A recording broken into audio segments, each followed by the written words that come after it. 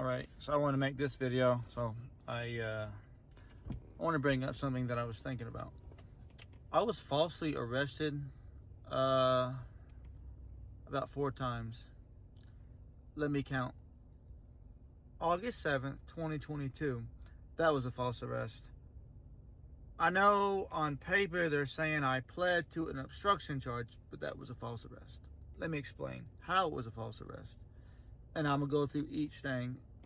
So, there was no probable cause, nor was there reasonable suspicion. I told the officer at the park my wife and I had a disagreement. That by itself is not a crime.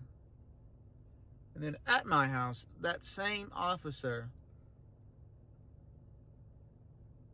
claimed that he was dispatched about the same thing I told him, that he was just dispatched about it. Just make sure we're clear on that. An argument that happened hours prior, after I tell him that we were in an argument, he now comes to my house and claims that he just was dispatched. So, if my wife had already been gone for hours, if he's just being dispatched about something that arguing, why would he automatically assume I had anything to do with that call? If A, my wife has already been gone for hours and I'm with him at the park. Logically speaking, as a cop, you would think, ding, ding, ding. This is a different call. Or if he was legitimate, or number 2, he wasn't dispatched and he was lying. So let me move on from that. So when an officer is dispatched to a call, specifically domestic violence stuff, more times than not, they come with 2 officers. And because a domestic situation is one of the most dangerous situations a cop can walk into. They can be ambushed, the state of mind of the person. There's a lot of shit. So for that reason, they almost never come with 1 officer. Number 2, no lights. So when an officer is responding to a call, there are a couple codes, right? So blue is just general service call. Red is emergency. I don't know what the white lights are for, but that's how it is. And so none of that occurred. And so when the officer asked me off camera after getting to my home, what were you running for? So running by itself is not a crime. There's I forget the rule, but an officer can't detain you because of a hunch. This is a long-standing legal theory. There has to be some type of concrete evidentiary value, totality of the circumstances. So what the officer had when he came to my house is I told him we were arguing. My wife had been gone. That is not enough to, let alone not even detain somebody. Just so everyone's clear. Because this Alamance County has run so long on police just say shit and that's the way it is. But that's not how the actual Constitution is. And so when the officer came to my house, even if he suspected me of committing a crime, he did not see a crime. So he would have needed a warrant, a signed warrant by a judge. But then again, there was nothing to indicate a crime had been committed. So when the officer came up from behind me to grab me, he committed, actually, by the way the law is written, assault and battery. So that's the first false arrest, right? Which I've already explained how they brought in Jeff Reese and Dylan Reese to lie. Now moving on. I think the second false arrest was the SBI charge. So the North Carolina State Bureau of Investigations, they investigate all sorts of crimes and they assist agencies, right? As I've explained, Terry Johnson, his son, Terry Johnson is our Alamance County sheriff. His son is in the SBI. This has been confirmed by multiple police agencies and some resources that I have. I've been reporting misconduct from Gibsonville. Wouldn't they would hang up on me, and you saw it. I posted. One moment while you're connected with the next available operator.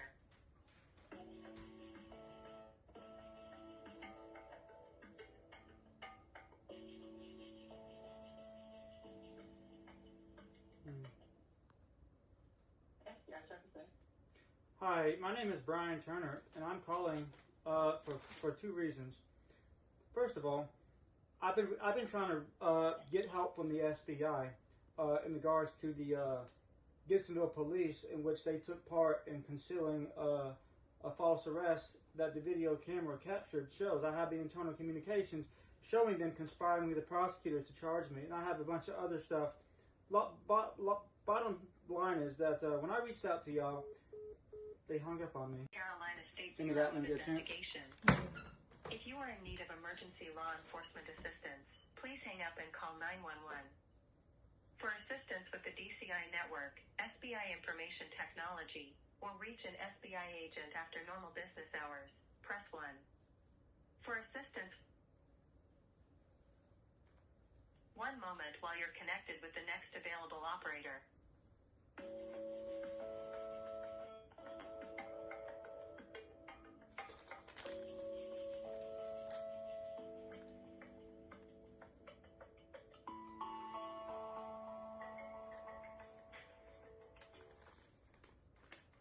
Service, how may I help you? My name is Brian. I just called a few minutes ago, and the call dropped, which seems to be a theme with this agency. So let me explain to you why I'm calling. So I've been reporting misconduct by the Gibsonville police chief, in which I have internal communications showing them conspiring with the prosecution. They hung up on me again. Their only act was to charge me for misuse of 911. Now, I've already explained in the last video that the calls that I used for help while being harassed were used against me.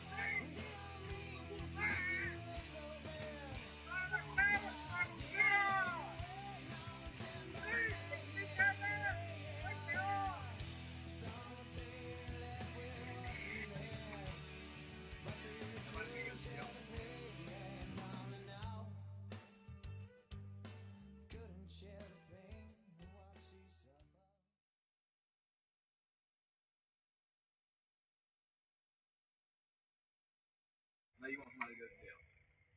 Nobody's gonna go to jail right now because there's only two of us. But we are gonna go. We're gonna identify everybody in the videos. And we're gonna go up there and charge everybody on citations for disorderly conduct, stalking, operating an old road on the road and any kind of noise violation. Because you're right, this is not acceptable for anybody acting like this. We're going to address that, but it's not going to be making physical arrests tonight. If this is a continuing thing even after this, then we'll start making physical arrests. And again, Jeff Reese, who owns D.L. Reese Farms in Gibsonville, I think it's under his wife's name, Tanya or something. They would get off work and start doing the stuff like riding outside of our house, being obnoxious, being loud, threatening us. I've already posted the video. And then I would call because it would disturb my children. So sometimes I didn't think it was an emergency, right? But it was just disruptive. It wasn't like a life or death, but it was disturbing my kids. As a matter of fact, when we were at the beach, we're actually coming back from the beach now. I didn't report this because I want people to know. But we heard a loud Camaro. It was just the exhaust. And my daughter was immediately like scared because the loud noise, the loud obnoxious noise is that they would come out and sit on our yard, flashlights, and this is Jeff Reese and his family, Mitzi gun included, with flashlights to try to intimidate us. I was criminally charged for misuse of 911. At least 30 times within the last maybe 6 months, and I've never gotten a call back. I was given a $3,000 bond by the same magistrate that refused to hear my evidence or anything I had to say when I was suing Jeff Reese for filing a false police report. So I couldn't sue Jeff Reese for giving false testimony because there's witness immunity with that. Just got to be questioning, why is the SBI issuing these charges? And by the way, the Gibsonville police chief, Ron Parrish, admitted that he went to them to charge me in court. Also admitted, and the SBI agent also admitted they didn't investigate any of my complaints about the department. So I was charged with that. Now, what's I going to say? And the charge was dismissed. Now, here's the third charge. From Elon University over that Grubhub food. Basically, I delivered food. Well, I delivered it, and then, as I've explained already, the person ordered food, and then didn't show up, and it was an incomplete address.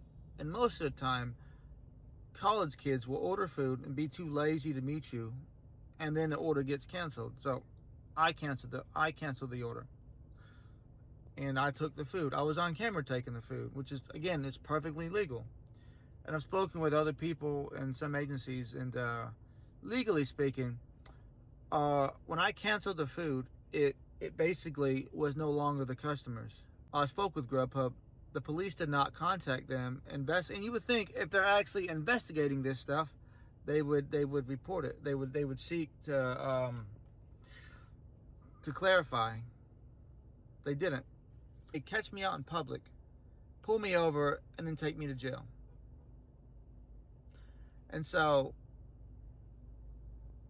at first, it didn't really make sense. I thought maybe it was a disgruntled person. But now, gathering all the facts, it's looking more like retaliation. I've also emailed the police chief, which you'll see, which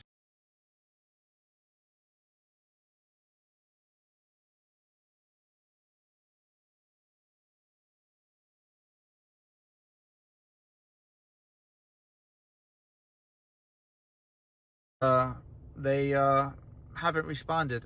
I've called the police chief. So it's actually trespassed. And when I say the police chief, I'm talking about Elon University. I was actually trespassed from there after this.